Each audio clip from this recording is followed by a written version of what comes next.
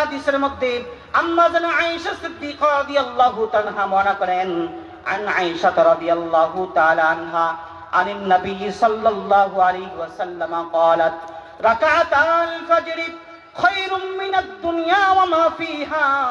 আম্মা জানা আয়েশা সিদ্দিকা রাদিয়াল্লাহু তাআলা আনহা বলেন, আল্লাহর নবী মুহাম্মদ আরবি সাল্লাল্লাহু আলাইহি ওয়াসাল্লাম বলেছেন, ও দুনিয়ার মানুষ জেনে রাখো, দুনিয়ার মানুষ জেনে রাখো, যেই ফজরের 2 রাকাত ফরজ নামাজ আছে, এই 2 রাকাত ফরজ নামাজের পূর্বে যেই 2 রাকাত সুন্নত নামাজ আছে, এই 2 রাকাত সুন্নতের দাম কত, দাম কত? আল্লাহর নবী বলেন, খায়রুম মিনাদ দুনিয়া ওয়া মা ফিহা। বলেন সুবহানাল্লাহ। আল্লাহর নবী বলেন, দুনিয়ার মধ্যে যাহা কিছু আছে এবং দুনিয়া সহ শুরু করে সবগুলোর ফজিলত, যতগুলো মর্যাদা হবে, আমার নবী বলেন যে ওই ফজরের 2 রাকাত সুন্নতের দাম তার থেকে বেশি। বলেন সুবহানাল্লাহ।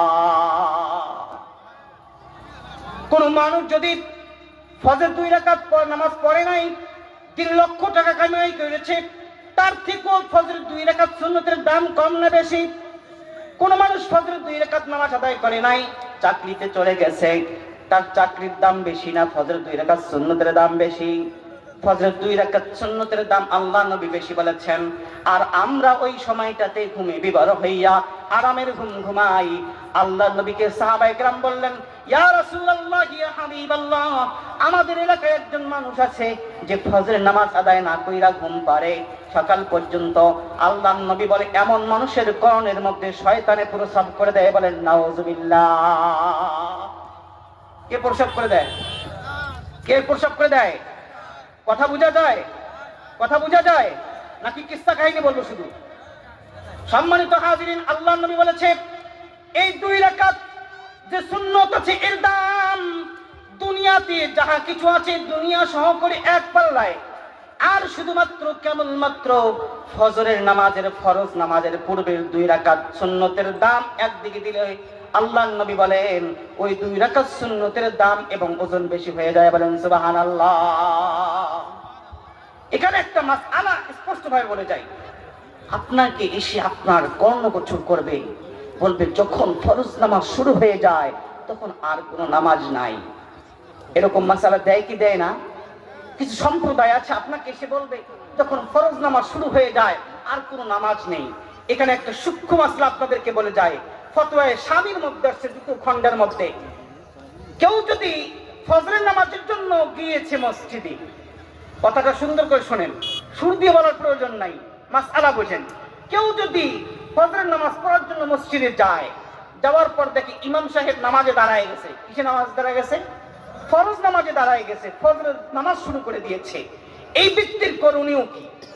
স্পষ্ট মাসআলা হলো ফতোয়া শামীর মধ্যে আসছে 2 নম্বর খণ্ডের মধ্যে, যে ওই ব্যক্তির উচিত হলো দেখবে ইমাম সাহেবের নামাজ শেষ হওয়া পর্যন্ত সে কি 2 রাকাত সুন্নত নামাজ আদায় করতে পারবে কি পারবে না।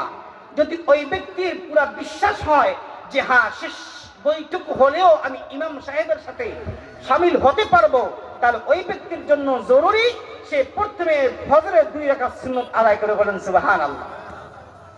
কি আদায় করবে? সুন্নত আদায় করবে। এখন যদি দেখেন না ইমাম সাহেব শেষে চলে গেছে, আমি সুন্নত আদায় করতে গিয়ে ফরজ ছুটে যাবে, তখন ওই ব্যক্তির জন্য উচিত যে সর্বপ্রথম আগে ইমামের সাথে নামাজে শরীক হইয়া ফরজ নামাজ আদায় করবে। এরপরে সে যখন সূর্য উদিত হবে তখন সে আবার ওই 2 রাকাত সুন্নত নামাজ পড়ে নেবে। কথা বুঝে আসছে? এটার দলিল কি? হাদিস থেকে দলিল দিতে হবে নাকি? এখন বর্তমান সহিহ হাদিসের যুগ চলছে, কারণ সহিহ হাদিস খুঁজবে, যেহেতু সহিহ হাদিস জানেন এটার ব্যাপারে। আমি একটা দলিল আপনাদেরকে দিয়ে যাই। শরহু মাআনিল আসার একটা হাদিসের কিতাব, শরহু মাআনিল আসার একটা হাদিসের কিতাব। সেখানে একটা অধ্যায় কায়েম করা হয়েছে। সেই অধ্যায়ের মধ্যে বলা হয়েছে বাবুর রাজুলি ইয়াদখুল মসজিদা ওয়াল ইমামু সালাতুল ফজরি। একজন মানুষ মসজিদে যাবে এমন মুহূর্তে ইমাম সাহেবকে পাবে, তার জন্য করণীয় কি? এটার ব্যাপারে আন আবি দারদা রাদিয়াল্লাহু তাআলা, এটা আবু দারদা রাদিয়াল্লাহু থেকে বর্ণিত। তিনি বলেন কানা ইয়াদখুলুল মসজিদা ওয়ান নাসা সুফুফুন ফি সালাতিল ফজরি। একজন ব্যক্তি, আল্লাহর নবীর জামানার কথা বলতেছে, একজন ব্যক্তি ফজরের নামাজ আদায় করার জন্য মসজিদে আসলো, ঢুকলো, এমন অবস্থায় মানুষরা ফজরের নামাজের কাতারে দাঁড়ায় নামাজ শুরু করছে। কি শুরু করছে? নামাজ শুরু করছে। এখন কি করবে ব্যক্তি?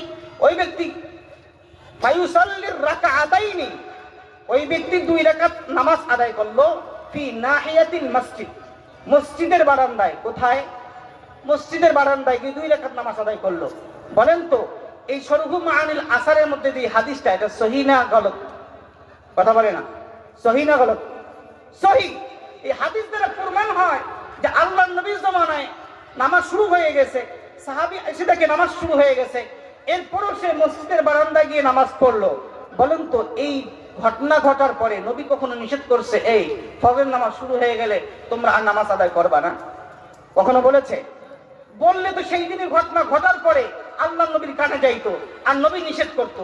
অবশ্যই নবীর কানে গেছে যে সাহাবী নামাজ পড়েছে, এরপরে নবী নিষেধ করে নাই।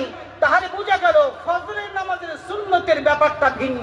কারণ হাদিসের মধ্যে আসছে ফজরের নামাজের 2 রাকাত সুন্নত হলো সমস্ত নামাজের দরজা, সমস্ত নামাজের দরজা।